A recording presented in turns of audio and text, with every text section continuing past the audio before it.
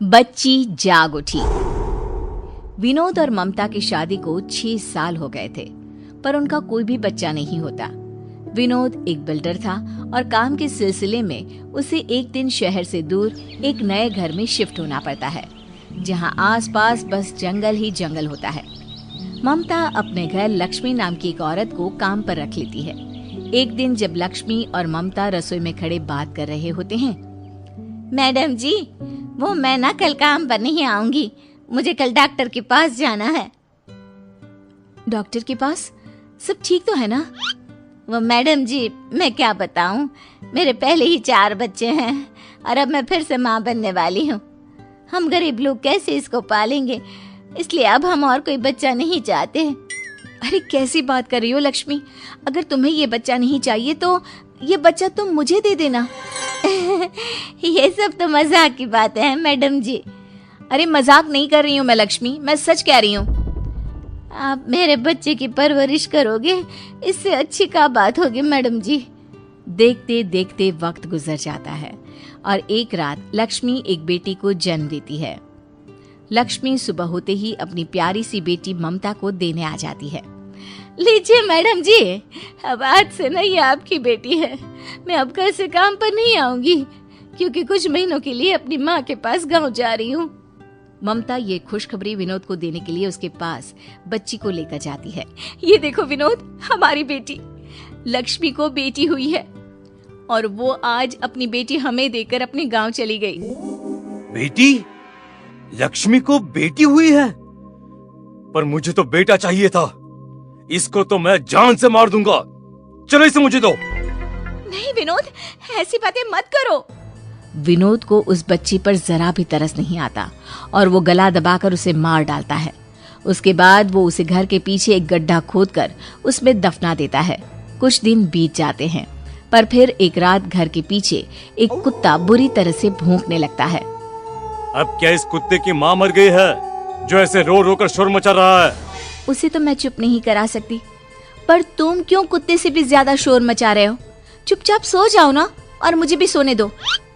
कुत्ता उसी जगह भौंक रहा होता है जहां विनोद ने उस बच्ची को दफनाया होता है।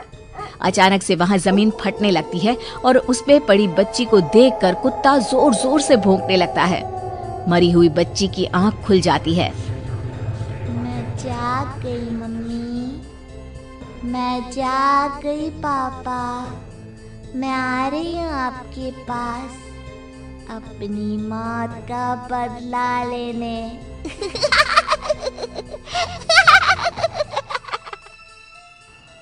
अगली रात ममता पानी पीने के लिए रसोई में जाती है और उसे वहां एक दूध की बोतल दिखाई देती है।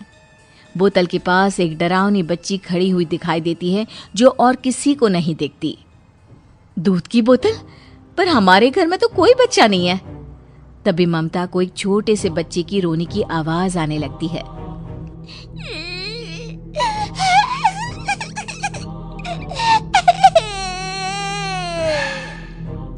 वो डरावनी बच्ची कोने में रो रही थी, पर वो ममता को दिख नहीं रही। अब ये बच्चे की रोने की आवाज कहाँ से आ रही है? यहाँ तो कोई दिख भी नहीं रहा। ममता पहले इधर उधर देखती है, फिर वो खिड़की के बाहर झांकती है, पर वहां भी कोई नहीं होता। फिर अचानक से ममता के पीछे से किसी हंसते हुए बच्चे के भागने की आवाज आती है।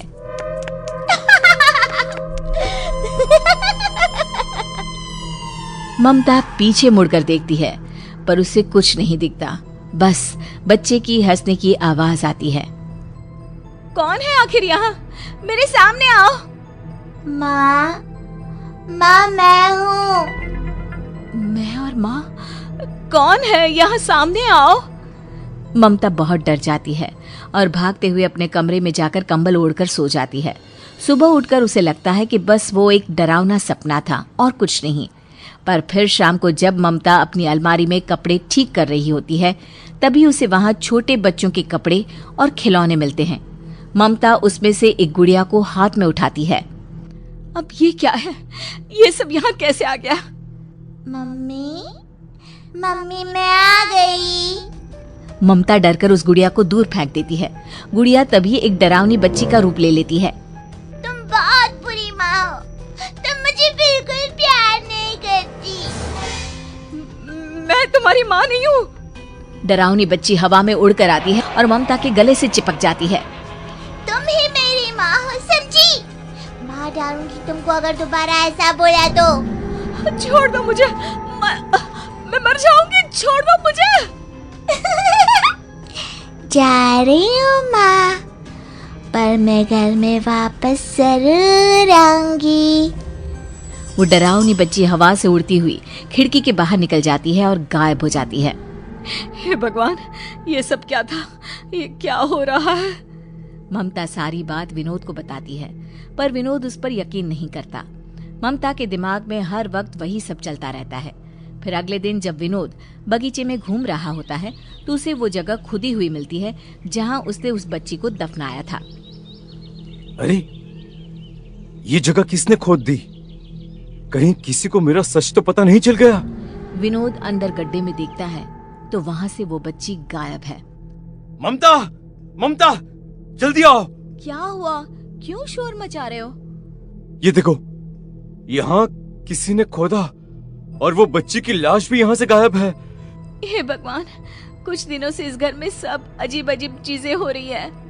बस कुछ दिन का काम और बचा है, फिर तो हम सब इस मनहूस जगह से हमेशा हमेशा के लिए चले जाएंगे। तभी वो डरावनी बच्ची उन दोनों के सामने आकर खड़ी हो जाती है।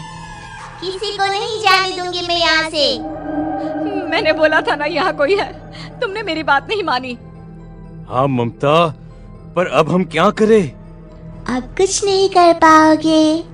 अब तो तुम दोनों को मैं अपने साथ ले जाऊंगी और फिर मैं हमेशा अपने मम्मी पापा के साथ रहूंगी।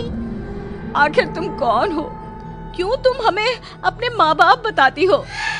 क्योंकि मैं वही बच्ची हूँ जिसे तुमने मार कर यहाँ दफना दिया था। अब मैं भी तुम दोनों को मार कर इसी जगह दफनाऊंगी। हमें माफ कर दो, छोड़ दो हमें, छोड़ दो। आपने मुझे क्यों मार दिया पापा? आपने भी मुझे नहीं बचाया मम्मी।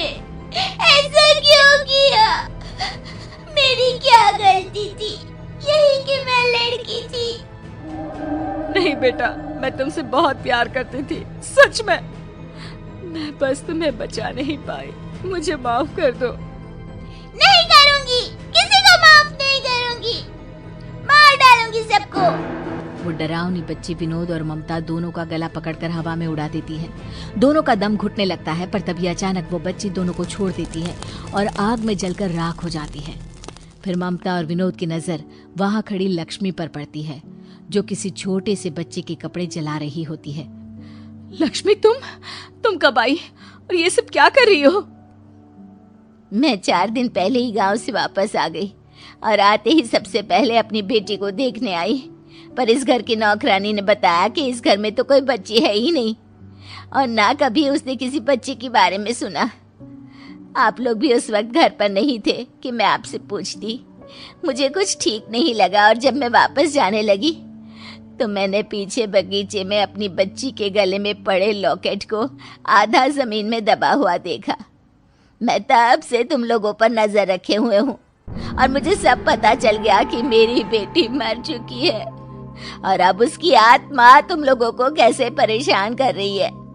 मैं उसके बाद अपनी बेटी की आत्मा की शांति के लिए पंडित जी के पास गई और उन्होंने मुझे बताया कि जो कपड़े मेरी बेटी ने सबसे पहले पहने थे, अगर मैं उन्हें जला दूंगी तो उसे मुक्ति मिल जाएगी।